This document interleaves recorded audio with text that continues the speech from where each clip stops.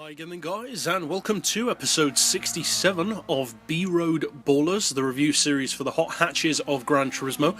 And as we've mentioned before, there are relatively few, but at the same time a notable few concept hot hatches on Gran Turismo. You've got the Mitsubishi Tarmac, a couple of other models, this model as well. And this is actually, alongside the Mitsubishi Tarmac and a couple of others, a very notable vehicle. The car is the Suzuki Concept S2, which would of course become the production model Suzuki Swift, in terms of design more than anything else, albeit without the converting roof. But this is a very notable vehicle if you are in particular a fan of the Suzuki Swift Sport on the game. Now, I am a fan of that car. I think it looks great, it's funky, it's fun, it's got a thumpy engine, it's relatively compact, and it's just a lot of fun. This car, I would say, is even better.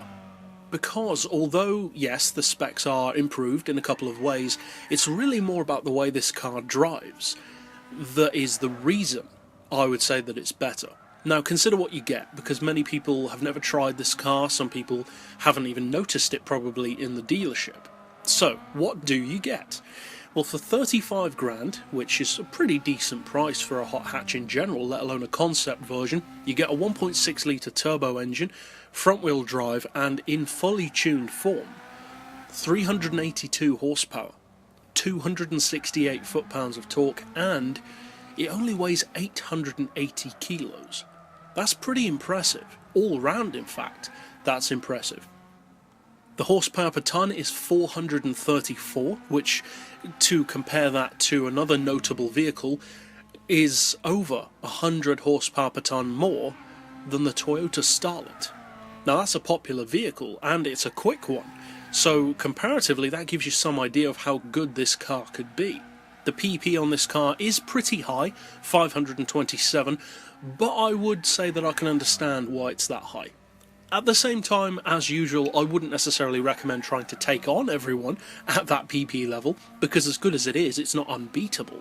At lower PP levels though, say anything up to 500 and definitely lower, this can be a weapon. It really can. Now this is a concept car which, as you can see from this replay, you can repaint, you have colour options as well, and overall, this is a model which, unusually for a concept car, I would say is better than the production model. Now usually concept cars look better than the production model, due primarily to the fact of course that they don't have the kind of legal restraints that are necessary for producing a road car. That being said, I don't necessarily think that this looks better than the production model, but its ability is better, I would say. In a straight line it's definitely a quicker machine, the uptake of power, and with less torque steer in particular, is notable, and notably better on this model than on the Swift.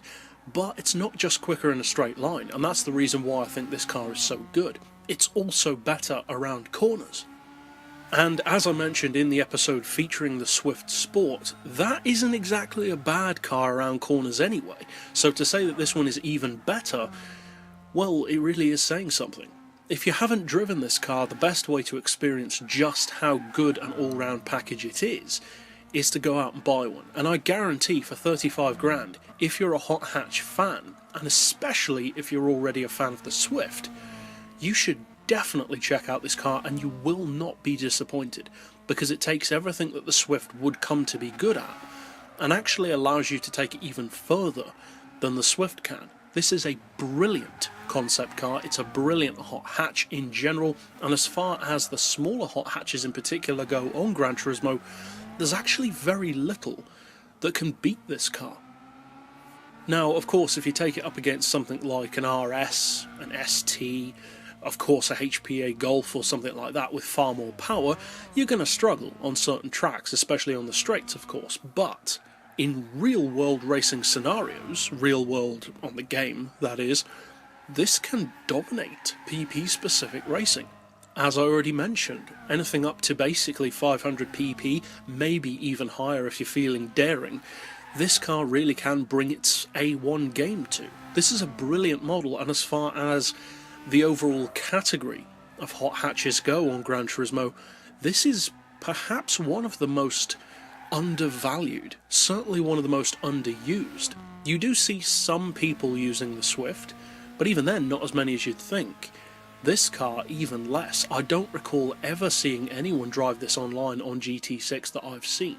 Now granted, many other people probably have seen that, maybe you yourself have used one online, but I personally have never seen anyone use one. And that's a shame for them, because this is a great car. And in fact, the only downside I would say to this vehicle is unfortunately that it's of course not a premium, whereas the production spec Swift is, and along with that of course infers body upgrades and basically every other perk that comes with being a premium. This car though, for pure performance in particular, for the fun of driving, the drivability, the feedback when you throw this car through corners, is fantastic. In fact, it can rival vehicles with far better specs for just how capable a car this is, especially for an all-round package, considering its price especially. But that's it overall for this particular pick. I'll see you guys next time, and as always, thanks for watching.